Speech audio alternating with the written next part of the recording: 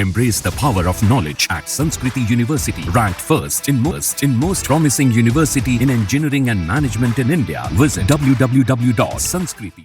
नई rail line की घोषणा की गई थी माननीय मंत्री जी, माननीय लालू जी के समय, और आज तक उसकी घोषणा पे कभी सर्वे भी नहीं हुआ। आप ये समझो अब कि घोषणा होती थी, कुछ नहीं होता था। उसके बाद 10 साल से तो आप भी हैं, 10 साल से ये भी हैं अध्यक्ष जी, ऐसा नहीं है 10 साल से ये भी बैठे हैं। घोषणा उन्होंने की तो पूरा करना इनकी भी जिम्मेदारी है कि अध्यक्ष जी विभाग नहीं बदल गया है, भारत सरकार की जिम्मेदारी है। अरे 10 साल का हिसाब दे दो, अरे 10 साल का हिसाब दे दो। चलिए धर्मेंद्र जी, अरे मेरे पास समय कम है, उसका दुरुपयोग ना करो। धन्यवाद अध्यक्ष जी। हालांकि हमारी पार्टी का समय नहीं था, बावजूद इसके आपने समय दिया रेल बजट पे बोलने के लिए, उसके लिए मैं आपका बहुत हृदय से धन्यवाद। अध्यक्ष जी, बहुत सारे साथियों ने बड़ी जिम्मेदारी की बात कही, जनरल बोगी बढ़ाने से लेके सफाई से लेके उन सभी चीज़ों के साथ अपने को जोड़ते हुए, क्योंकि अध्यक्ष जी मैं आजमगढ़ संसदीय क्षेत्र से निर्वाचित होकर आया हूँ। आजमगढ़ संसदीय क्षेत्र अपने आप में बहुत ऐतिहासिक क्षेत्र है। अल्लामा शिबली नुमानी, कैफ़ी आज़मी, अयोध्या प्रसाद हरियोत से लेके तमाम जो हमारे एक से एक महान लोगों की ये सरजमी रही है। अध्यक्ष जी, आजमगढ़ क्षेत्र अलग अलग विविधताओं से भरा हुआ है। आजमगढ़ के लोगों को जहाँ रोज़गार के लिए मुंबई जाना पड़ता है, वहीं शिक्षा के लिए आजमगढ़ के लोगों को इलाहाबाद और प्रयागराज की ज़रूरत पड़ती है। प्रदेश की राजधानी लखनऊ है, देश की राजधानी दिल्ली है। इसलिए मैं अपनी ओर से अपने क्षेत्र के लिए आजमगढ़ से मुंबई, जो कोरोना से पहले माननीय मंत्री जी ध्यान दे दें, कोरोना से पहले आजमगढ़ से मुंबई एक रेल चलती थी जो कोरोना काल से बंद चल रही है। हमारा अनुरोध है कि उस रेल को न केवल वो साप्ताहिक थी, उस रेल को हर दिन के लिए शुरू किया जाए, बल्कि साथ ही साथ आजमगढ़ से लखनऊ, आजमगढ़ से इलाहाबाद, जहाँ पे इंटरसिटी से डेली लोग आवागमन कर सकें, आ जा सकें, उसके लिए इस ट्रेन को भी शुरू कराने की कृपा करें। साथ ही साथ अध्यक्ष जी, आजमगढ़ से दिल्ली जाने का केवल एकमात्र जरिया कैफिया ट्रेन है, और कैफिया ट्रेन के में बैठने का टाइम तो सुनिश्चित है, लेकिन कब पहुंचेंगे इस बात की कोई भी जिम्मेदारी और गारंटी नहीं है। इसलिए मंत्री जी मैं आपसे अनुरोध करूंगा कि आजमगढ़ से दिल्ली के लिए एक नई रेल लाइन, नई रेल ट्रेन शुरू करने की कृपा करें। मैंने जनरल बजट की चर्चा में भी जिक्र किया था, आजमगढ़ से बनारस से बायां आजमगढ़ गोरखपुर तक नई रेल लाइन का बड़ा प्रचार किया गया। अध्यक्ष जी, हमसे पूर्व सांसद ने बहुत प्रचार किया कि हमने सैंक्शन करा दिया है, लेकिन उस पर अभी एक भी रुपए की बजट न स्वीकृत है, न उस योजना का स्वीकृत है। सर्वे ज़रूर हुआ है, डीपीआर ज़रूर बनी है, लेकिन उसकी स्वीकृति मंत्री जी और फंड अभी बाकी है। मैं उम्मीद करता हूं कि आप इसको ज़रूर ध्यान देंगे। साथ ही साथ अध्यक्ष जी, आजमगढ़ में जहानागंज से सठियाओं के बीच रेलवे ओवरब्रिज न होने की वजह से घंटों जाम लगता है। इसी तरह से 2 जगह और हैं, कुटवा मझगवां, बालीपुर से रानी की सराय, डुगवा कोटवा रेलवे पर अंडरपास की बहुत ज़रूरत है। अध्यक्ष जी एक मिनट और लेंगे।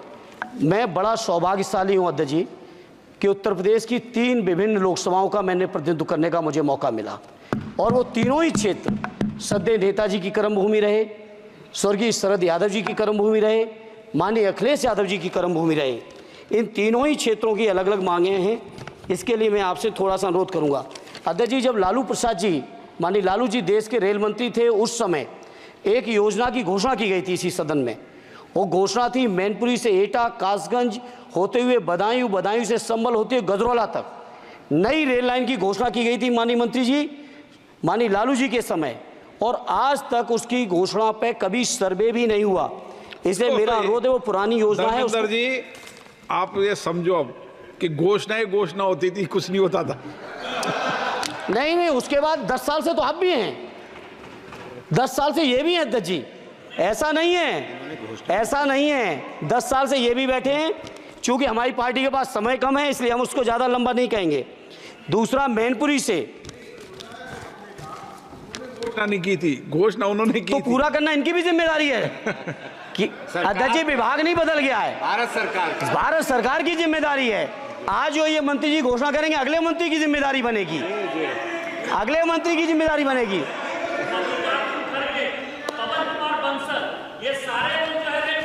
अरे 10 साल का हिसाब दे दो, अरे 10 साल का हिसाब दे दो। चलिए धर्मेंद्र जी, अरे मेरे पास समय कम है, उसका दुरुपयोग ना करो। धर्मेंद्र जी बोलिए। अध्यक्ष जी, मैनपुरी से दिल्ली के लिए, मैनपुरी से लखनऊ के लिए, बदायूं से लखनऊ के लिए, बदायूं से दिल्ली के लिए इन रेल लाइनों की सख्त, रेलवे ट्रेनों की सख्त ज़रूरत है।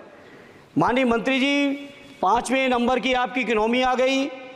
आपके पूर्व जो हमारे सदस्य हैं निशिकांत जी, आपके हिसाब से तो सब कुछ बदल गया रेल में। अरे कुछ तो दे दो कि केवल उधर के लिए सब कुछ है। बिल्कुल सही, केवल सब कुछ उधर के लिए है तो सबका साथ सबका विकास का नारा बंद करो।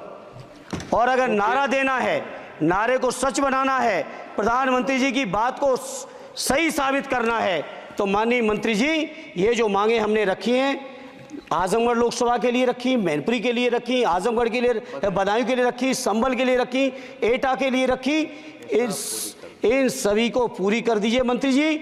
और नहीं कर सकते हैं तो कम से कम इस सदन के अंदर तो सबका साथ सबका विकास नारा देना बंद ही कर दो।